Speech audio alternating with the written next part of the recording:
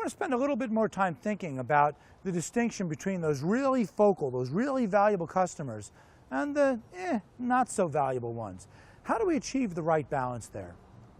If you take my words a little bit too literally, I keep focusing on the valuable customers, and I keep saying, let's just zoom our whole business around them. If we were to do that, then we become very vulnerable. We have all of our eggs in one basket.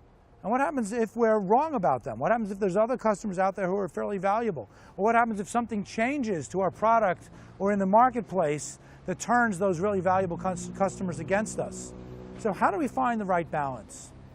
And so here I want to raise an important but subtle point. The idea that the more we zoom in on those really focal customers, the more we need the less valuable customers in order to have a stable mix.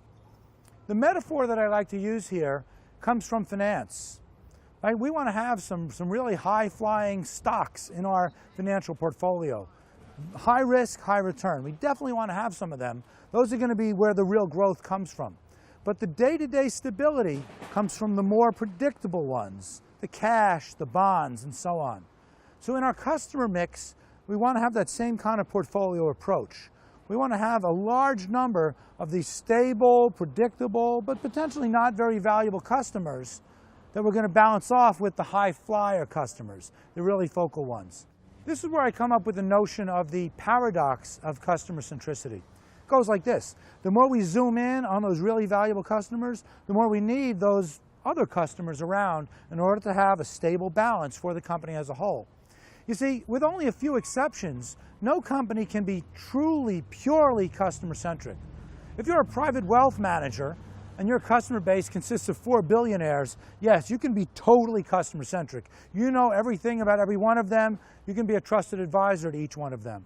But if you have millions or tens or hundreds of millions of customers, it's a matter of finding that just right balance between being truly customer-centric with the customer segments that we see as really valuable, but being product-centric with the remaining customers who aren't as valuable, being operationally efficient with them. Now, the difference between a true product-centric firm is that we're not going to let those so-so customers drive the business. We're going to continue to focus on the customer-centric ones for growth. We're going to continue to focus a disproportionate amount of our R&D activity on those really good customers, coming up with products for them, hoping and finding ways to make those same products palatable and attractive for the product-centric customers, but it's a matter of finding that balance. That's the paradox of customer centricity, and one of the challenges for firms is to figure out how to do that well.